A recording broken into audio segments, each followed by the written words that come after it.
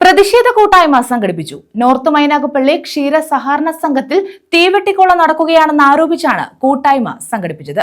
ക്ഷീര കർഷക സംരക്ഷണ സമിതിയുടെ നേതൃത്വത്തിലായിരുന്നു പ്രതിഷേധം.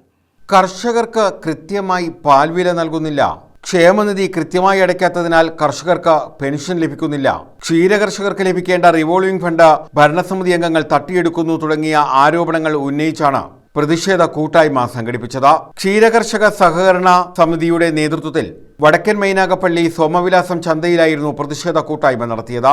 മിൽമ മുൻ ചെയർമാൻ കല്ലട രമേശ് പ്രതിഷേധ കൂട്ടായ്മ ഉദ്ഘാടനം ചെയ്തു. ഓരോ വർഷവും സംഘം ഉണ്ടാക്കുന്ന ലാഭം ഞങ്ങൾ ലോക്കൽ കൊടുക്കുന്നുണ്ട്. ഞങ്ങൾ 25% ലോക്കലാണ് കൊടുക്കുന്നത്, ബാക്കി മിൽമയ്ക്കാണ് കൊടുക്കുന്നത്. അപ്പോൾ അങ്ങനെ കിട്ടുന്ന ലാഭം, മിൽമയിൽ നിൽക്കുന്ന ലാഭം, വ്യാപാരത്തിൽ നിൽക്കുന്ന ലാഭം ഒക്കെ എടുത്തുകൊണ്ട് നമ്മുടെ റിട്ടേൺ പ്രോസസ് കിട്ടുന്ന പൈസ കൊടുത്തുകൊണ്ട് ഞങ്ങൾ 5.8% ബോണസ്. ഗ്രാമപഞ്ചായത്ത് പ്രസിഡന്റ് വർഗീസ് തരകൻ, PM സെയ്ദ്, അൻസാർ തുടങ്ങിയവർ പങ്കെടുത്തു. News bureau, Sasthamkotta.